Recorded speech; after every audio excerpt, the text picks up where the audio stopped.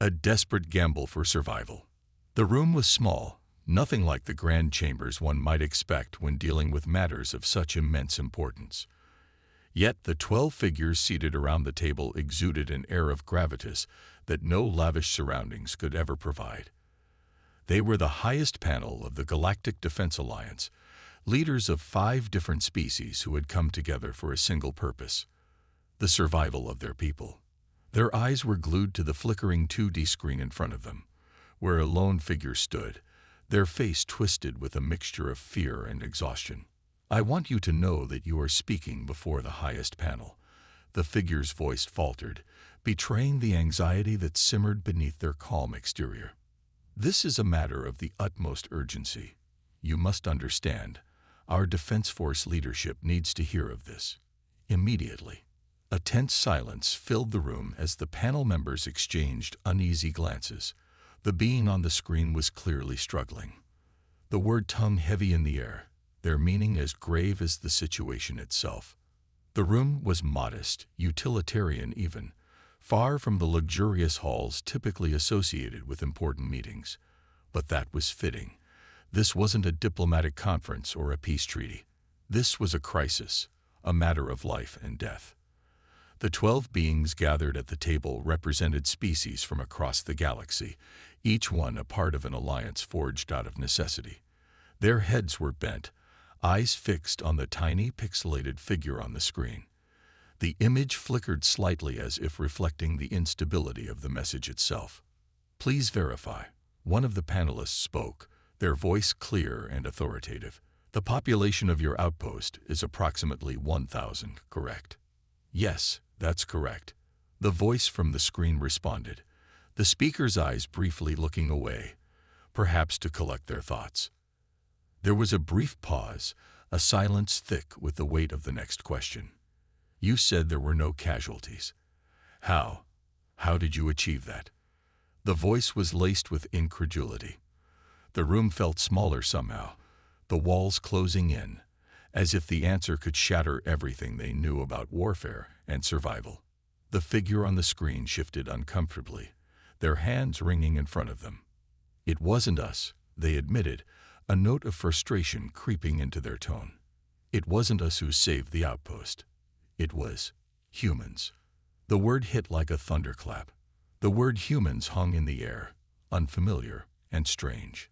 The panelists exchanged bewildered glances as the name of a species previously unknown to them popped up on their screens. They were ZZZ9, an uncontacted species, one that had only recently achieved the ability to reach its own moon. The silence in the room deepened as they processed the information. One of the panelists leaned forward, their expression twisted in disbelief.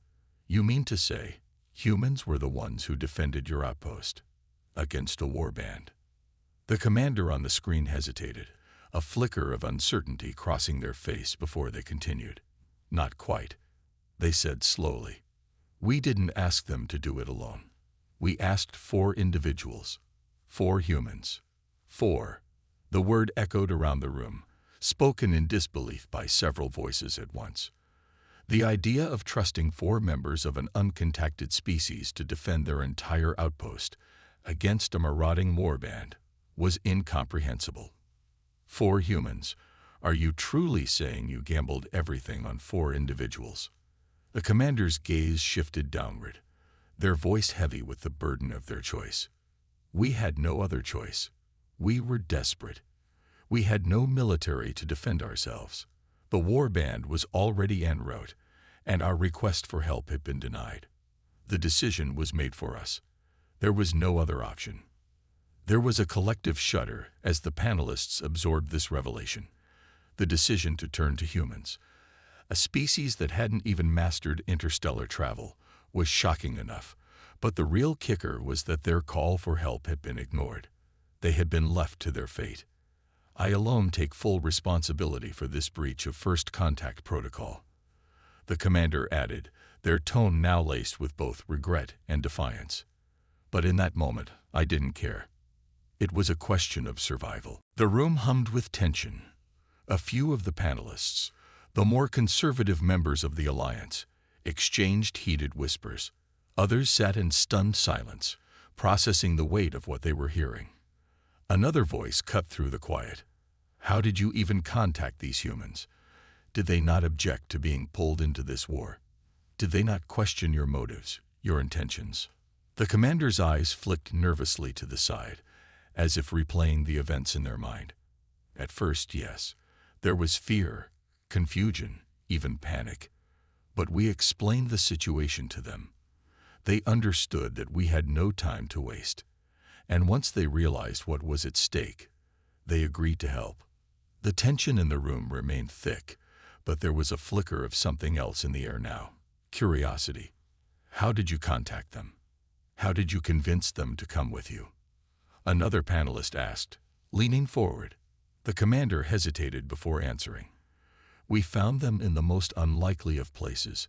We sent a crew to Earth, just to see if we could find anyone willing to listen. The first few humans we approached, they panicked. They refused. But then we found them. 4 individuals in a ground vehicle.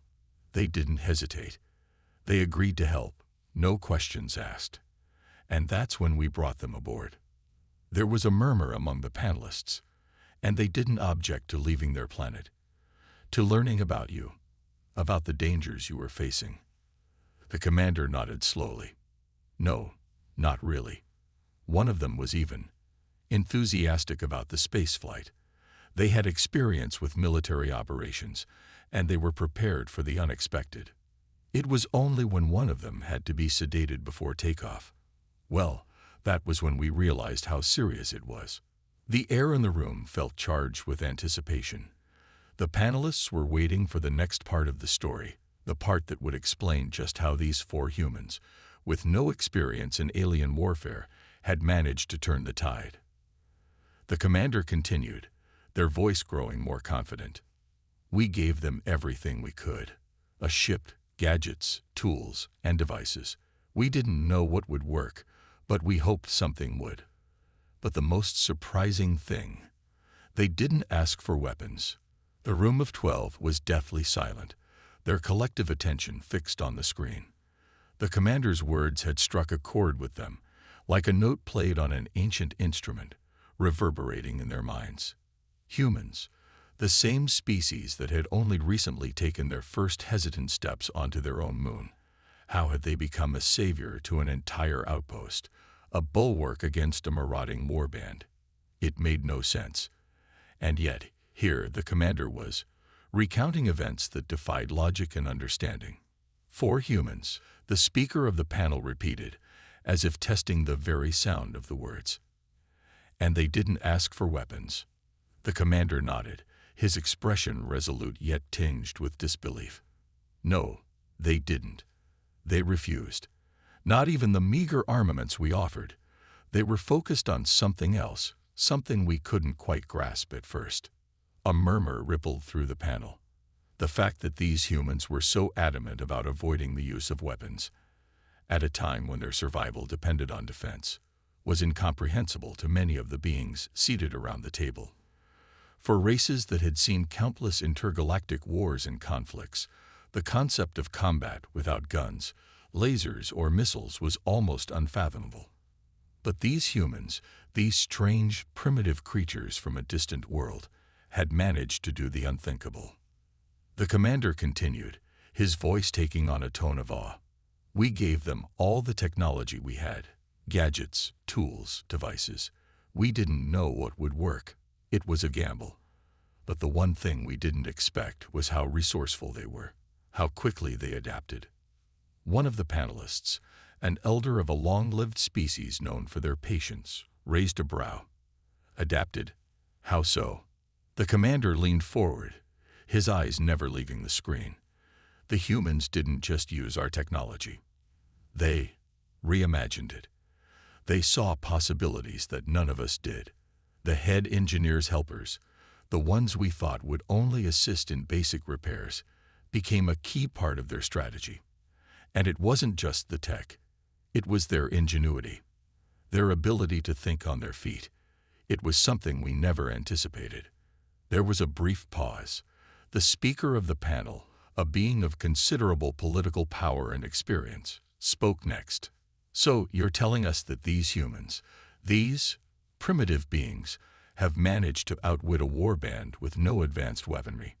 How?" The commander's voice grew more intense, as if recalling a story that had not yet fully sunk in. "They took an old colony vessel, one that had been abandoned for centuries, and they revived it, using the tools and knowledge they had, and a bit of their own creativity. In days, they had it functional again. It was a ship older than anything any of us had ever seen. Yet they managed to get it operational. And not just that, they used its resource extracting systems to rebuild things. They made their own weapons, weapons that were unexpected." The room was still, the weight of the commander's words settling heavily over everyone present. The idea of humans crafting their own defense mechanisms from seemingly obsolete technology, using the very debris of their own galaxy, was both baffling and impressive. "What kind of weapons did they make?" Another voice broke the silence, a tone of disbelief and curiosity laced within it. The commander took a deep breath. "They didn't make weapons in the traditional sense. No blasters, no energy shields, no star cannons. They made something else. They crafted traps, devices that used the resources around them, turning the environment itself into a weapon. They even repurposed the wreckage from old ships, modifying components into makeshift defense systems. They used sound, light, and the very structure of the debris field to create something formidable. The warband, when they arrived, had no idea what they were walking into." A wave of disbelief washed over the panel as they processed this information. To fight a warband, dangerous, aggressive, and seasoned warriors, without any true weaponry, it sounded absurd. But the more they listened to the commander's account, the more they realized that perhaps this was not as impossible as it seemed. "Wait," the elder voice spoke again, slow and deliberate. "You said they used sound. What do you mean by that?" The commander's eyes narrowed, remembering the strange broadcasts that had caught their attention. "They broadcast music," he said.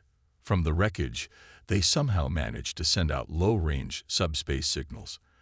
And not just any music, Earth music, ancient Earth songs, the kind of thing you'd hear on a planet that's been stuck in the past for centuries."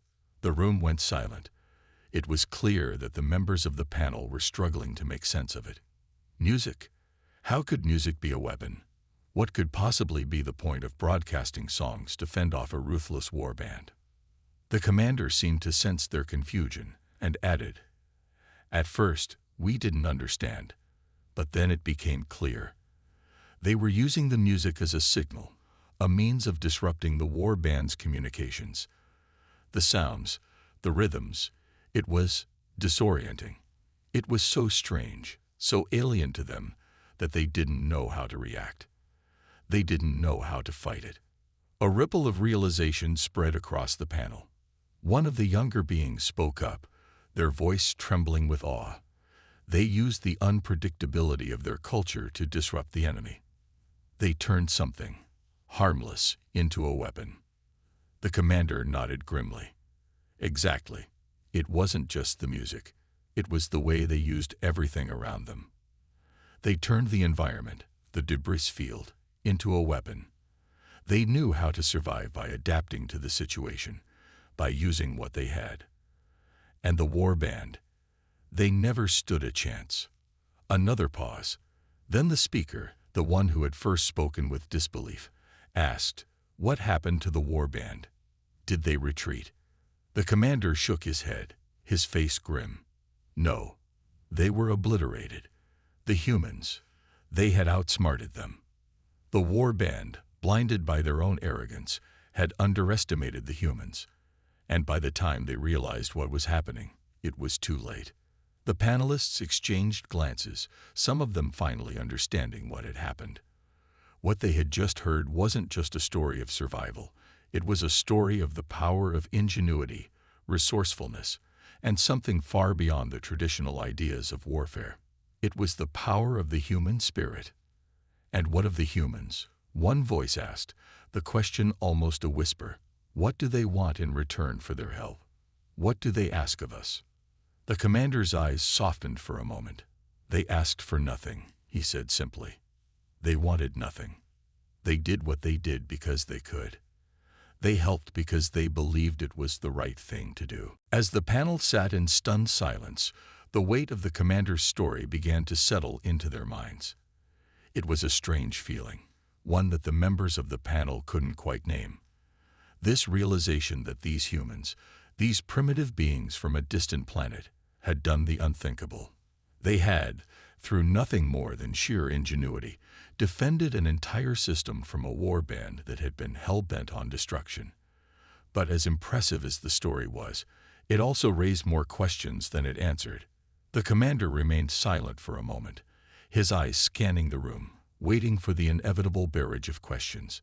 It came, not in the form of one voice, but a chorus of disbelief, awe, and concern. But how? One voice asked, breaking the silence. How could they have done it? You said they used old colony ships and discarded technology, but what exactly did they do? What did they know that we didn't? The commander sighed, rubbing his temples as if trying to shake off the remnants of the madness he had witnessed. They didn't know anything more than we did. They were just resourceful. They made use of the debris in ways we never could have imagined. They were able to adapt our technology to fit their needs. It was as if they saw something in the wreckage, in the broken ships and the discarded tools, that we were blind to. It wasn't just about being clever. It was about seeing possibility where others saw only waste. Another voice rose, this one filled with concern. But they're humans. They don't have our knowledge, our technology, our experience. How did they manage to make something so effective from so little? The commander's expression hardened as he began recounting the final moments of the battle. It was the unpredictability. The war band, being the ruthless, battle-hardened warriors they were, never expected to face anything like this. They thought they would come in, crush whatever was left of our defenses, and move on. But these humans, they didn't fight the way anyone expected. Instead of responding to the threat with force, they outsmarted the war band. They used the terrain, the debris, and even their own confusion to their advantage. There was a soft murmur of disbelief around the room. The war band, who had terrorized countless star systems, had been outwitted by a handful of humans. The idea was almost absurd, and yet the commander's tone, filled with such conviction, made it clear that this was no mere coincidence. One of the elder beings, a member of a species known for their strategic brilliance, leaned forward. You said they used music to disrupt the enemy's communication. The commander nodded, his expression serious. Yes, it was one of the most unexpected parts of the entire defense. The humans didn't just use technology the way we thought they would. They tapped into something far older, far more primal. They used sound. Music, to be specific. I believe it wasn't just about the music itself, but about the chaos it created in the enemy's minds. It was a form of disorientation. The war band, upon hearing it, couldn't make sense of what was happening. They had never encountered anything like it. The panelists exchanged glances, some still processing the idea of using music as a weapon. A few of them even shook their heads, wondering if the commander had been misinformed, but the intensity in his eyes left no room for doubt. Is it possible, one voice asked hesitantly, that these humans, they could be trained to fight like this, to use this kind of creativity and unpredictability against other threats? The commander hesitated, his mind flashing back to the humans. The leader of the group had been so calm, so composed in the face of what seemed like certain death. Their willingness to trust in their own abilities, without relying on conventional weapons or military tactics, was something that the commander had never encountered in all his years of service. It was as if the humans saw the universe not as a battlefield, but as a canvas, waiting to be painted with strategies no one had thought of before. I believe so, the commander replied slowly, but I'm not sure they would be willing to. They did what they did because they had no other choice.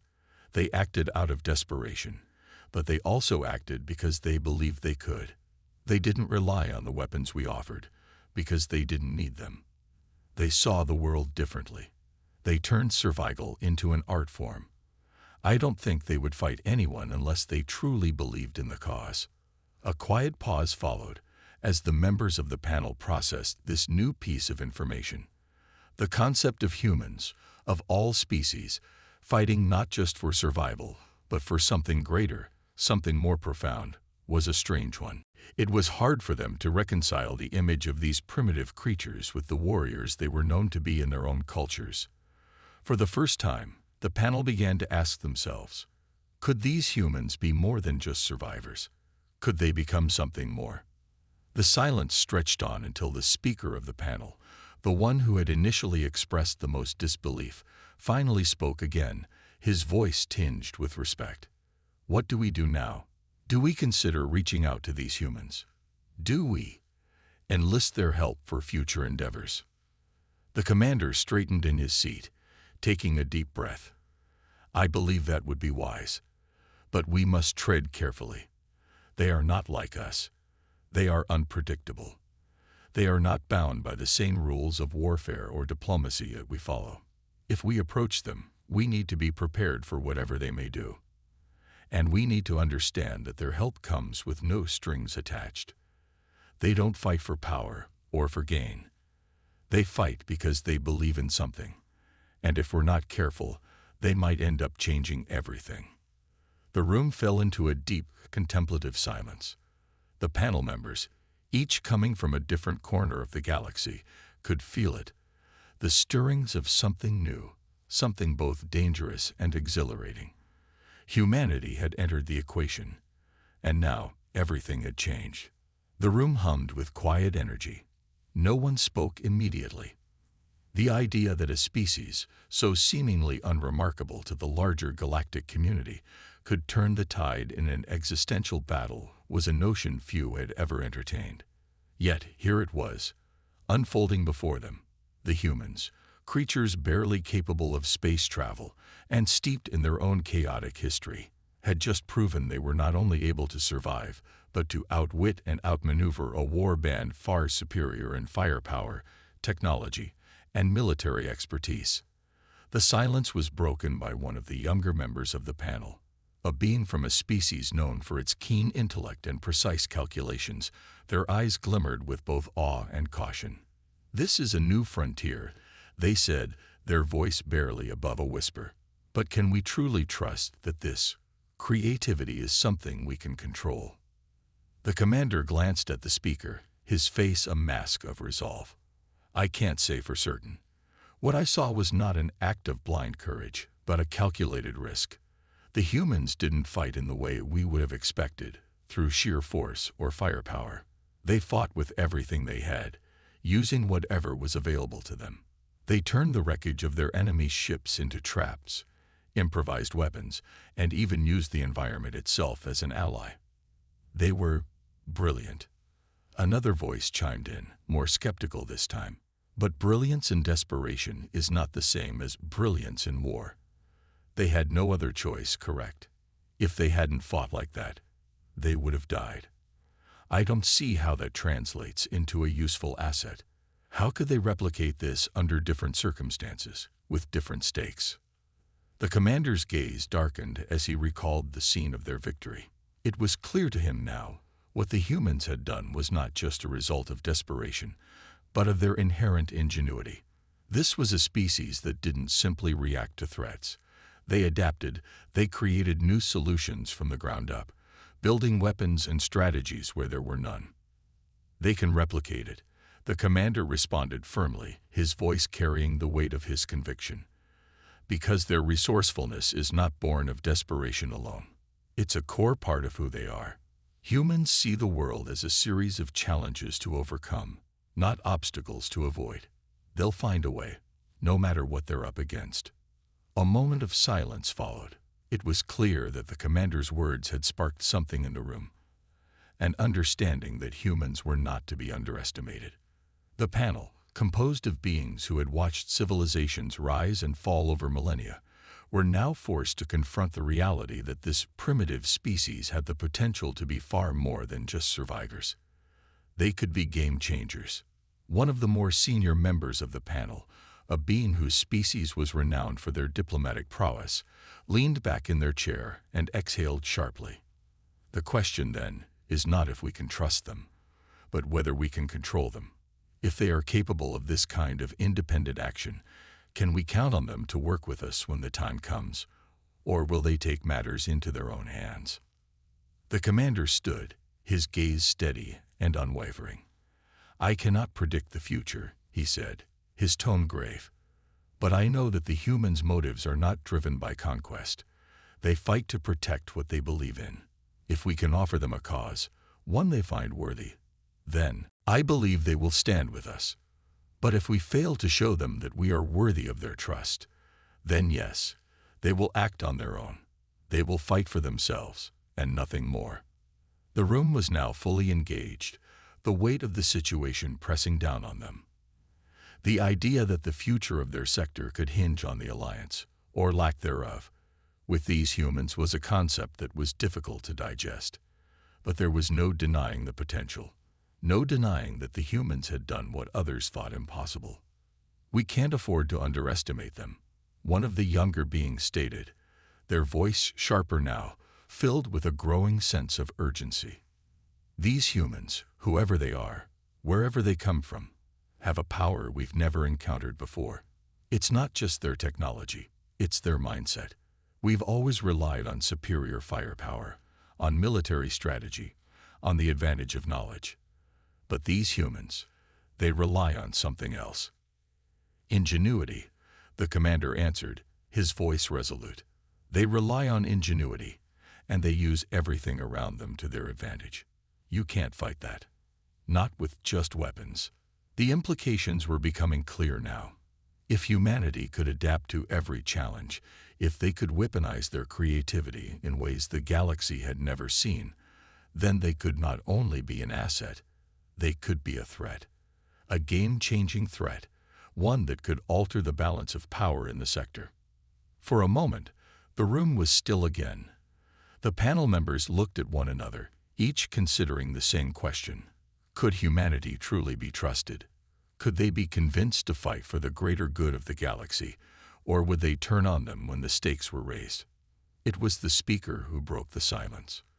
"Then we need to reach out to them," they said. "We need to see if they can be part of our future, or if we need to treat them as a potential liability." The commander nodded, the decision weighing heavily on him. He knew what was at stake. He had seen the humans' potential firsthand. But would they see the galaxy's cause as their own? Would they join the fight, or would they carve out their own path?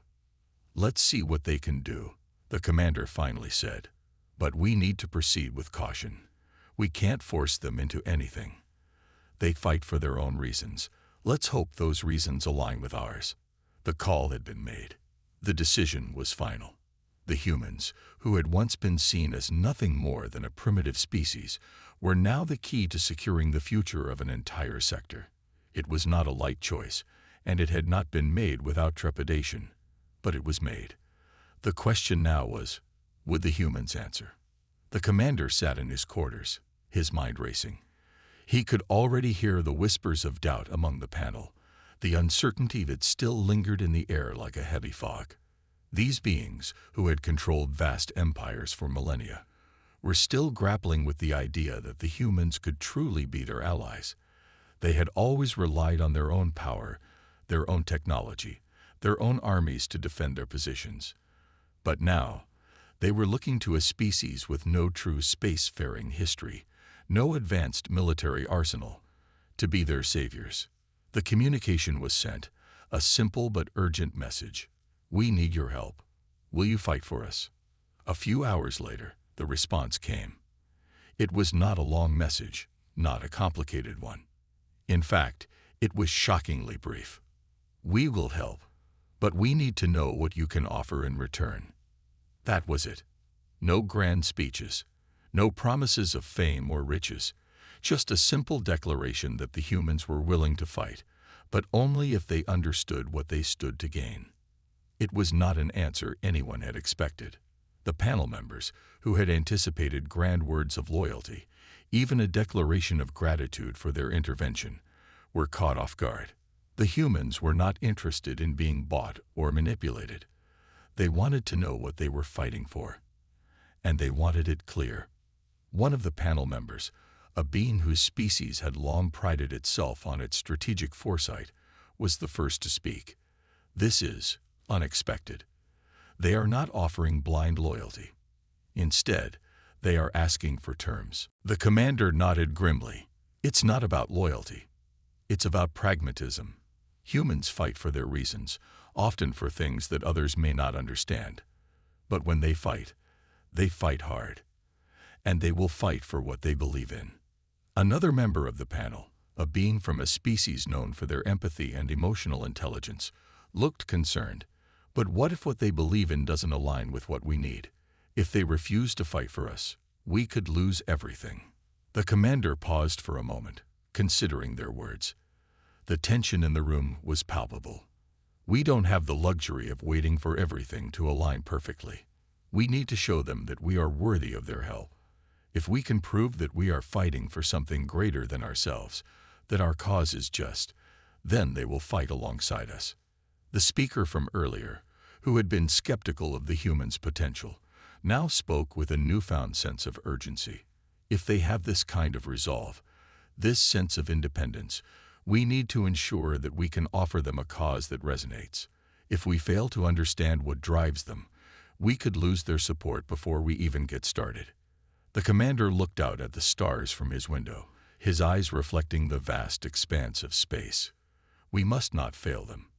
The humans do not act for glory, or power, or wealth. They fight for their people.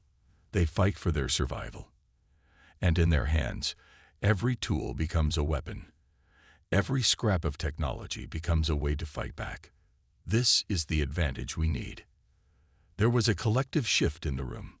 The panel, once divided on whether or not to trust the humans, now understood that the key to their success lay not in traditional military strategy, but in embracing the humans' unique approach.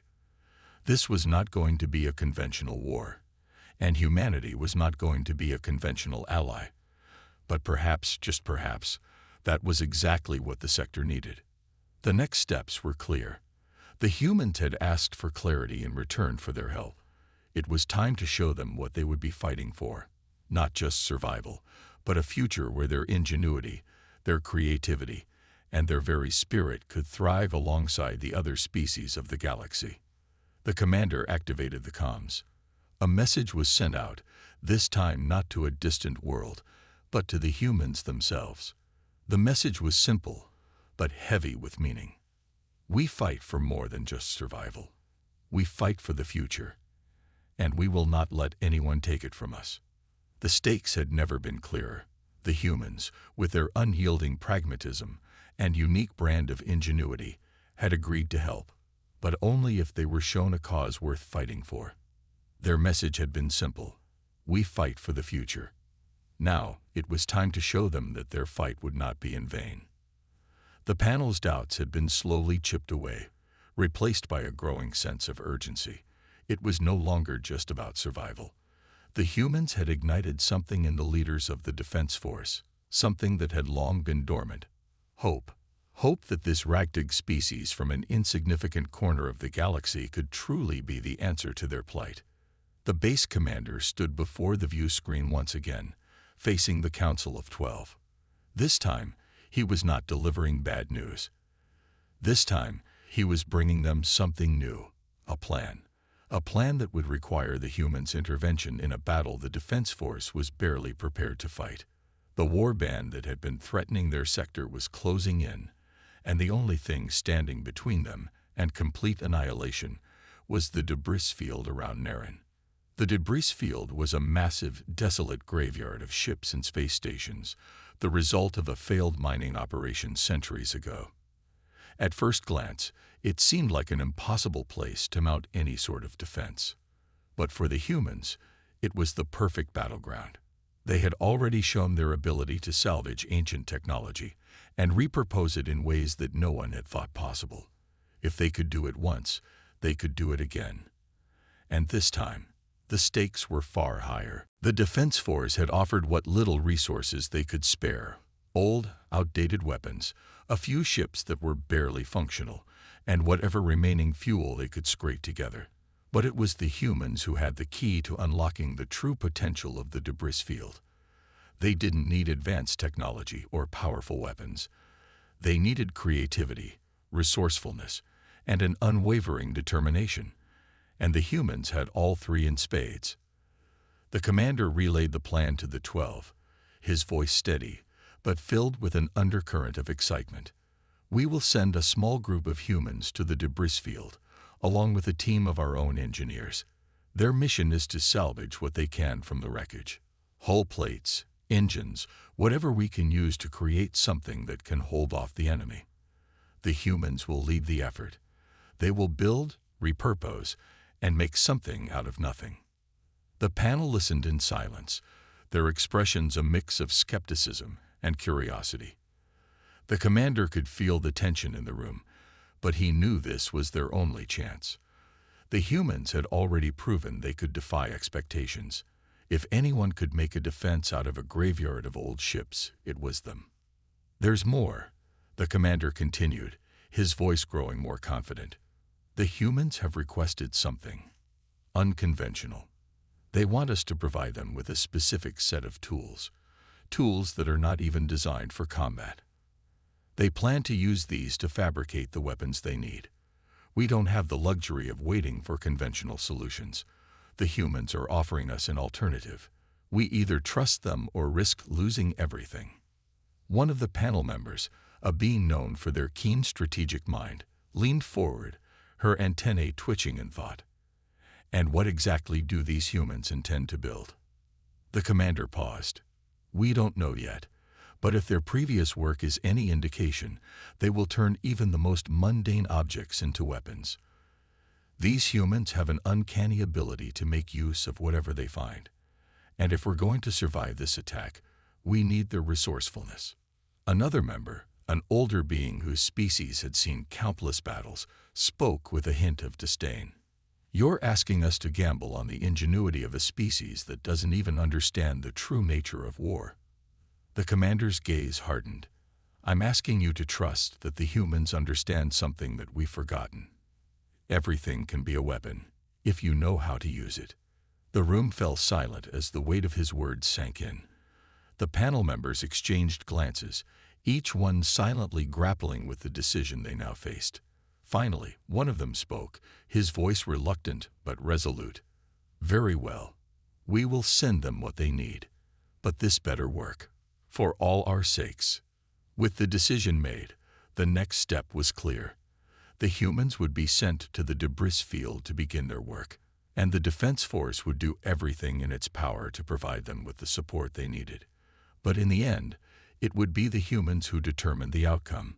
It was their creativity, their determination, and their willingness to improvise that would make or break the battle. As the base commander turned to leave, he felt a strange sense of anticipation. The humans had asked for a cause worth fighting for, and they had been given one. But now it was time to see if they could truly turn the tide. Could they make a defense out of a wasteland of broken ships and shattered dreams? Or would the enemy crush their hopes before they even had a chance to fight? The debris field loomed large on the horizon. The battle for Nerin was about to begin. The debris field was silent, its stillness a stark contrast to the chaos about to unfold. For the humans, standing at the heart of this forgotten graveyard of ships and space debris, the magnitude of what they were about to undertake settled in. The air was thick with anticipation. In the distance, a fleet of enemy ships was closing in, ready to decimate whatever remained in their path. But for the first time, there was a flicker of hope in the form of these 4 human volunteers who had already shown that they were willing to defy the odds. The commander's words echoed in their minds. Everything is a weapon to a human. It was a mantra that had guided them through the most difficult of situations. And now, In the face of a seemingly insurmountable enemy, it was time to put that belief into action. The humans had carefully selected their gear, repurposing whatever they could find among the wreckage. Their plan was simple but audacious. They would scavenge whatever resources were available, cobble together makeshift weapons, and create a defensive stronghold. The debris field was their canvas, and they were about to paint a masterpiece of survival. They began by securing the tools they had been given: the engineer helper head circlets, the outdated weapons, and the odd assortment of gadgets. They made quick work of understanding how to use the head circlets, adapting them to their own needs, sensing them with their natural neural patterns. The tools were ancient, but the humans had proven time and time again that age and technology were no match for their creativity. One of the humans, the leader, was a seasoned military strategist. Their mind worked like clockwork, calculating the angles, the risks, and the potential outcomes. The plan began to take shape as they directed their team with precision. Their focus was unwavering. They knew the odds. They were underprepared, outnumbered, and outgunned. But that wasn't going to stop them. This battle was their chance to prove that a human could use anything as a weapon, no matter how insignificant it seemed. They started with the basics. They scavenged old fighter ship hulls, long since abandoned and deteriorated from years of neglect. The hulls, once discarded as debris, would serve as the foundation for their defenses. The humans welded the pieces together with astonishing speed, creating a labyrinth of makeshift barricades and shield generators. The debris field, once a symbol of failure, had now become their fortress. Meanwhile, the other humans worked tirelessly, using salvaged engines, turbines, and scrap metal to rig up improvised weapons, energy cannons, electromagnetic pulse disruptors, and even makeshift missile launchers. Each weapon was a reflection of human ingenuity, crude yet effective. The humans didn't need the latest technology. They didn't need the most advanced weapons. They had what no enemy could anticipate: the ability to adapt, to innovate, and to improvise. The enemy fleet was drawing closer. Their presence now felt through the vibrations of the ship's hulls. The humans had no illusions about what they were up against. The war band, a ruthless and well-equipped group of conquerors, was a formidable force. But the humans had something the enemy could never comprehend: the ability to see everything as a tool, a weapon, a means of survival. As the first wave of enemy ships appeared on the horizon, the humans were ready. Their makeshift defenses were in place, their weapons primed, and their minds sharp. The plan was simple, yet brutal. They would lure the enemy into the heart of the debris field, where the cluttered wreckage would be both their shield and their weapon. The narrow corridors formed by the scattered debris would make it difficult for the larger, more powerful ships to maneuver. The humans had figured out how to use the very field that had once seemed like a death sentence to their advantage. The first shots rang out, echoing through the empty expanse of space. The humans didn't hesitate. They fired their improvised cannons, sending energy blasts streaking toward the incoming ships. The blast of energy, while far from perfect, struck with surprising precision, damaging one of the lead vessels. It wasn't much, but it was enough to send a clear message: the humans were not to be underestimated. The enemy retaliated with volleys of plasma fire, their weapons far more advanced than anything the humans had at their disposal. But the humans had the advantage of terrain. They knew the field better than their enemies ever could. They had turned the wreckage into a maze, a deadly labyrinth where the enemy's larger, more powerful ships struggled to find their footing. The debris created blind spots, forcing the warband ships to fight at close quarters, a strategy the humans were well prepared for. The humans adapted quickly, utilizing the field to launch hit-and-run tactics. They used the twisted remains of abandoned ships to conceal their movements, popping out from behind cover to strike at their enemies before vanishing once more. They were everywhere and nowhere, ghosts in the wreckage, moving with an efficiency that left the enemy scrambling. The war band had never encountered anything like this. Their advanced weaponry and superior numbers were being neutralized by the humans' ingenuity. It wasn't just about firepower anymore. The humans had turned the debris field into a weapon of its own. They used everything they had: scrap metal, old engines, even the radio frequencies emitted by the wreckage itself. The humans had found a way to weaponize the very environment around them, turning what was once a graveyard into a battleground. But the enemy wasn't finished yet. The warband adapted, sending in smaller, faster ships to navigate the debris field and flush out the humans. It was a calculated move, one that would force the humans into a corner. But the humans were ready for that too. As the battle raged on, the humans made their final play. They lured the remaining enemy ships into a narrow canyon of debris, where the warband's superior firepower would be their undoing. It was a trap, and the humans had set it perfectly. They detonated the engines of several derelict ships, sending a massive explosion rippling through the field. The shockwave created a cascade of debris, trapping the remaining enemy ships in a deadly web of metal and fire. When the dust settled, the debris field was eerily quiet once again. The battle had been won, but at a cost. The humans had used everything at their disposal, everything from the environment to the most basic tools, to create a victory out of nothing. They had turned the tide of war with sheer will and creativity. And in that moment, the defense force knew the truth. The humans had done the impossible. They had turned a graveyard of broken ships into a fortress. They had used everything as a weapon. And in doing so, they had saved not just their own lives, but the entire sector.